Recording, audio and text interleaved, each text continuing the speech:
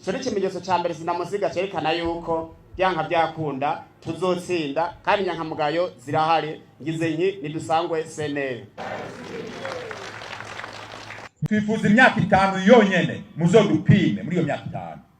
Murabe yuko byose tuvuga tutabishira mu ngiro izuba riva abarundi bose bakoroherwa. Uburundi bugatunganirwa. Uburundi bukaba rurangiranywa mu makungu. Kikaba igihugu gito kitari toto. Ariwe kikaba igihugu gito gishajije cikwije.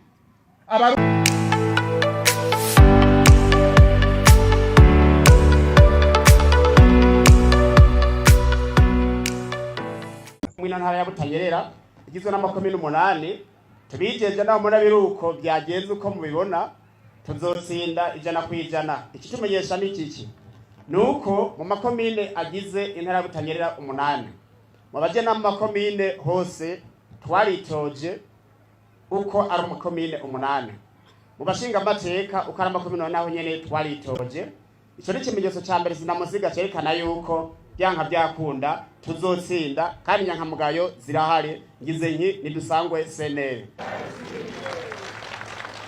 Ibintu nivyihindura, ibintu bihindurwa n'abande, bihindurwa n'abantu.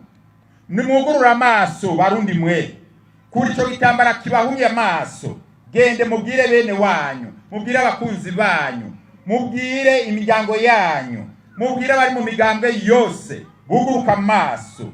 Kwisi yose nta na hamwe ibintu byihinduye, bihindurwa n'abantu. Nta na hamwe abo byatungishije bigeze biyumvira kubihaka abandi, baguma barondera bwo kugwiza amazu menshi, imiduga myinshi, kwama mu nda y'indege n'ibindi. Abantu bato mu bihugu byose nibo bahindura ibintu, ntagire uzobabesha. Sinderera ubwoba, nimwigishanye umuntu ku muntu. Niwinjira mu kazi kitora uzotora guhindura ibintu. Niko karyo keza Imana iguhaye. Nutabikora ejo ntuze widoge. Twifuza ko abarundi bose bangana. Twifuza ko abarundi bose baronka iteka rimwe, baronka iterambere bose atakumirwa ririmo. Twifuza imyaka 5 yonyene muzodupime muri iyo myaka 5. Murabe yuko byose tuvuga tutabishira mu ngiro izuba riva abarundi bose bakoroherwa. Uburundi bugatunganirwa.